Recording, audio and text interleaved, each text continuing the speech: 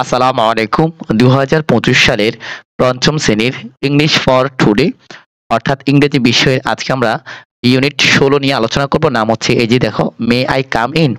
আমি কি আসতে পারি? আরেকটি হচ্ছে বার্ডস অন এ স্ট্রিং অর্থাৎ দড়ির উপর পাখি আরকি। এই যে আমি তোমাদেরকে অর্থসহ দেখাবো। দেখো, এটা হচ্ছে তোমাদের মূল বইয়ের ৬২ নং পৃষ্ঠা ডানে অর্থ। এটা হচ্ছে ১৬ lesson 1, 2 may I come in? আমি কি আসতে পারি? এরপরে এটা হচ্ছে 3, 4 মে আই কাম ইন? হলো এর মূল বইয়ের ৬৩ নং পৃষ্ঠায় ডানে অর্থ আছে। এরপর হচ্ছে দেখো, লেসন 5 নাম হচ্ছে বার্ডস অন স্ট্রিংস। স্ট্রিং মানে দড়ি, দড়ি বা বাঁধিয়ে রাখা। তো দড়ির উপর পাখি।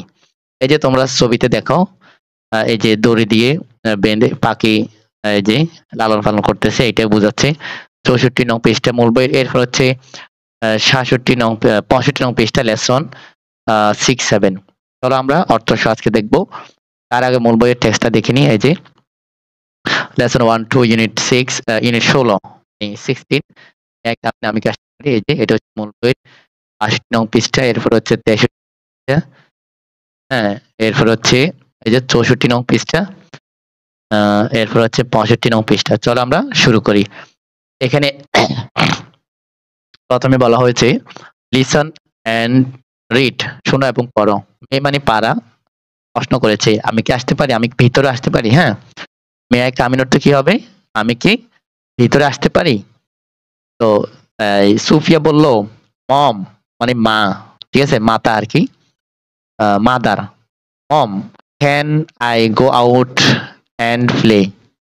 মানে আমি কি বাইরে যেতে পারি? গো আউট মানে বাইরে যাওয়া। তো বলছে আমি বাইরে যেতে পারি অ্যান্ড প্লে এবং খেলতে পারি। ইস মাদার বলল have you done your homework?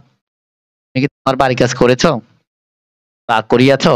Sufia বলল ইয়েস, হ্যাঁ।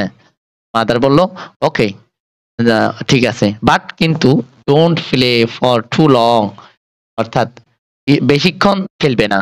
যেখানে অর্থ আছে দেখো, ঠিক আছে, তবে বেশিক্ষণ খেলবে না, অর্থাৎ অনেকক্ষণ ধরে খেলিও না, এটা বলছে। এরপর রাশেদ রাশিদ বা রশিদ বলল গুড মর্নিং টিচার, হ্যাঁ, শুভ সকাল শিক্ষক। May I come in? আমি ভিতরে আসতে পারি প্লিজ? তো মিস্টার আলম বললেন, মানে স্যার আলম, ওনার নাম আলম। স্যার বললেন ইয়েস, হ্যাঁ রশিদ, হ্যাঁ Rashid. Why are you late? তোমার কেন দেরি হলো? কেন দেরি করো? দেরি, তোমার কেন দেরি আর কি? তো রশিদ বলল মাই ফাদার ইজ ইল, আমার পিতা অসুস্থ।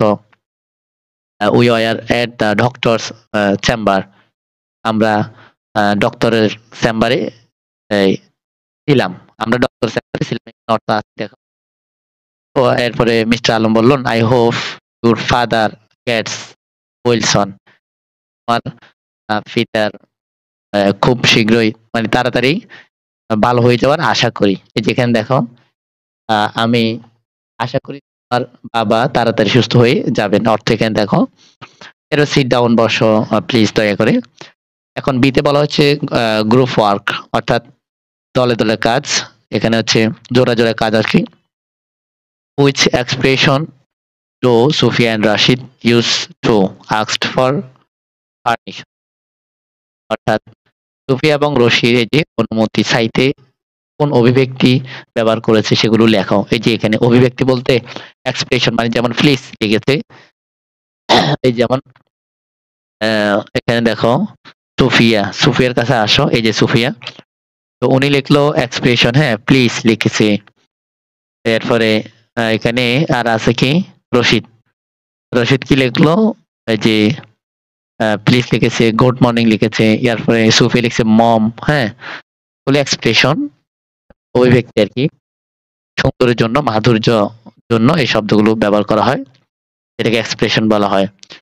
তো এরপরে এখানে আরো আলোচনা আছে, জোড়া জোড়া কাজ, act the dialogue from activity A, মানে অ্যাক্টিভিটি এ থেকে তুমি এখন কথোপকথন তৈরি করবে, এইটা থেকে আর কি। এটার মতো করে তুমি তোমার বন্ধুর নাম দিয়ে তুমি আর তোমার বন্ধু কথোপকথন করতে পারো।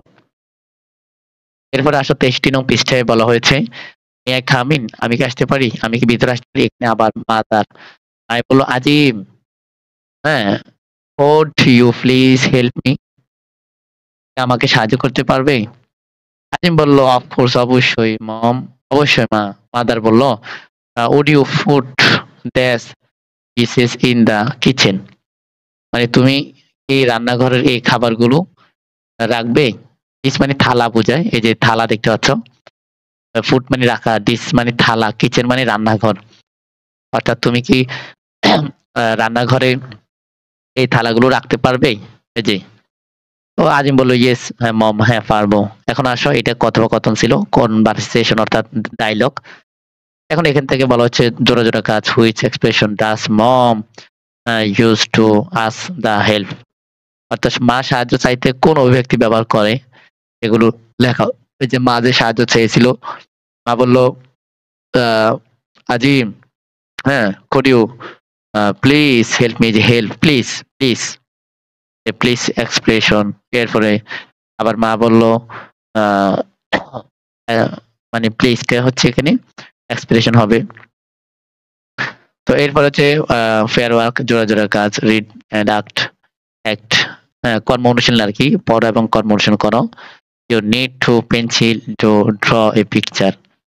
ড্র মানে আঁকা, পিকচার মানে ছবি, একটা ছবি আঁকো। আঁকতে একটা পেন্সিল দরকার। মানে তোমার আ একটা ছবি আঁকতে একটা পেন্সিল দরকার। তো you don't have done asked a friend for a pencil. তুমি তোমার পেন্সিলের জন্য তোমার এক বন্ধুকে জিজ্ঞাসা করো। হ্যাঁ, এটা জিজ্ঞাসা করতে বলবে। জিজ্ঞাসা করবে। তো কিভাবে করবে? দেখো, এভাবে করবা। ধরো বন্ধুর নাম হচ্ছে রহিম।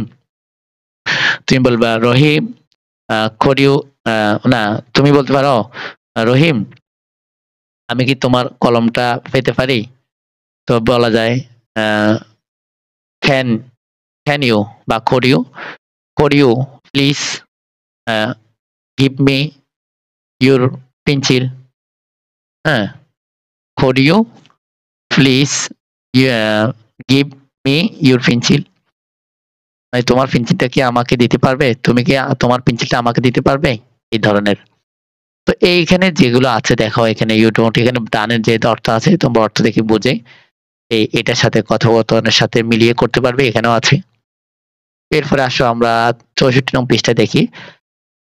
এখানে বলা হয়েছে আ তাকাও, শোনো এবং পড়ো এবং করো। এটা হচ্ছে birds on a string. A string মানে দড়ি। দড়ি বুঝো? এই যে দড়ি বা বাঁধিয়ে রাখা কিছু একটা সূত্রে আরকি।